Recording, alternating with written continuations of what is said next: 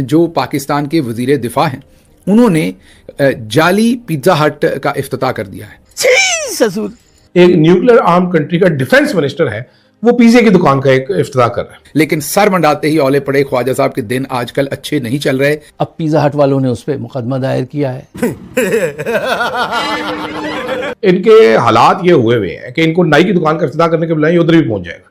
मैं यकीन से आपको कहता हूँ, सियालकोट में आप कोई नाई की दुकान खोले, आप कोई तंदूर खोल ले, चले नाई को भी छोड़े तंदूर खोल ले, या उधर भी रोटी का इफ्तिताह करने।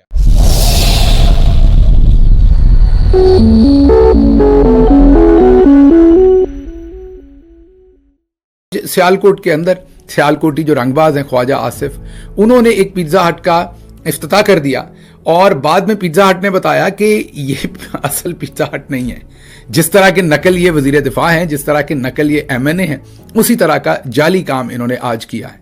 गालिबन वो किसी ने ऐसे ही ख्वाजा आसिफ के किसी अजीज ने, दोस्त ने, किसी ने, जिसने भी, क्योंकि ये इफ्तिताह कर रहे हैं तो कोई करीबी होंगे इनके, तो उन्होंने ऐसे ही, जैसे पाकिस्तान के अंदर स्टारबक्स की जगह पर कई लोगों ने नाम रखा हुआ है सत्तार बख्श, स्टारबक्स और सत्तार बख्श, तो वो इंग्लिश में थोड़ा सा लोगो शोगो भी मिलता जुलता बनाकर अपना काम चलाते हैं। बहरहाल ये एक अलग बहस है कि क्यों रखा है, ठीक रखा है, गलत रखा है, लेकिन एक डिफेंस मिनिस्टर को इस तरह की छिछोरी हरकतें करना कि वो एक जाली पिज्जा हट का इफ्तिताह कर रहे हैं और पिज्जा हट बता रहा है कि ये जाली है, जालसाजी है, और ये भी बता रहे हैं कि हमने केस भी किया है। पता नहीं ख्वाजा साहब पर भी इसका केस होगा या नहीं होगा, लेकिन सर मंडाते ही औले पड़े ख्वाजा साहब के दिन आजकल अच्छे नहीं चल रहे।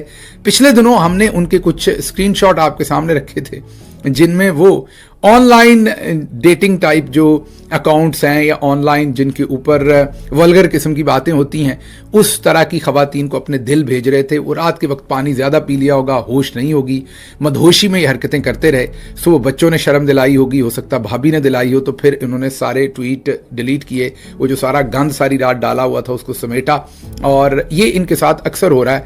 आज पिज्जा हट में ये मामू बन गए या ये लोगों को मामू बना रहे हैं। तो अब सियालकोट के लोगों को ये पता हो कि ये जो पिज्जा हट है ये जाली है, और जो पाकिस्तान के अंदर असल पिज्जा हट को ओन करने वाली कंपनी है वो कहती है कि इसका किचन साफ है या गंदा है, इसकी गारंटी हम नहीं दे सकते, ना ही इसके अंदर क्या इस्तेमाल होगा इसकी गारंटी हम दे सकते हैं। ये असल पिज्जा हट नहीं है। अब 70-72 साल की उम्र, इनको पिज्जा खाना नहीं चाहिए। वैसे तो ख्वाजा आसिफ साहब को ना इनका टिड खराब हो सकता है। वैसे भी मतलब वजीर का क्या काम है पिज्जा हटों को इफ्तिताह करता है, शुरू करता है? पागल वगल तो नहीं है।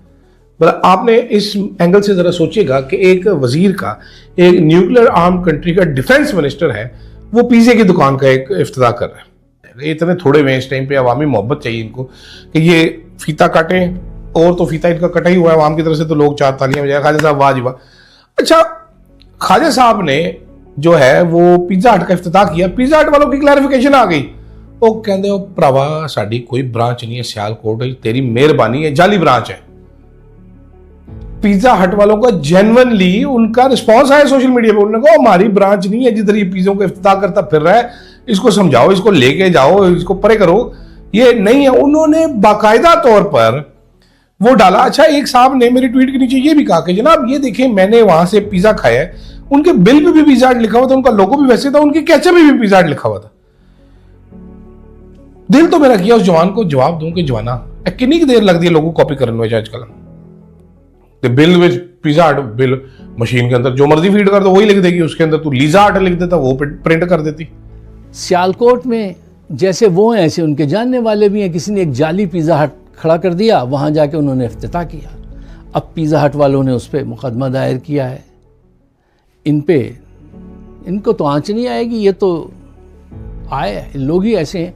अच्छा, अब आप ये देखिए, ये साहब जो हैं आसिफ साहब, मैंने इनकी वीडियो देखी थी इलेक्शन से पहले, ये अपनी कैंपेन चला रहे थे, तो एक स्टोर पे पहुँचे, एक बेकरी पे, और उसके मालिक से ये कह रहे थे, ये वीडियो मैंने पूरी खुद देखी है, उससे कह रहे थे तुम हमें सपोर्ट करो, वोट दो, और तुम जो भी काम बोलोगे जायज़ या नाजायज़ मैं उसको मुकम्मल करके तुम्हें दूंगा।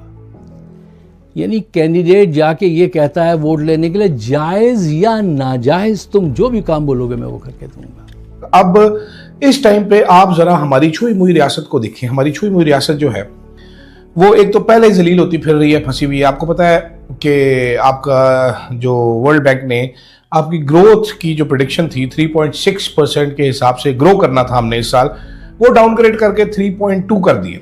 अगर हकीकी मानों में देखें तो आप मेरा ख्याल है 1.5 या 2% पे ग्रो करेंगे। मेरा ख्याल है 2% से नीचे आप ग्रो करेंगे। इसका मतलब आप जानते हैं? नहीं, मैं आपको समझाता हूं।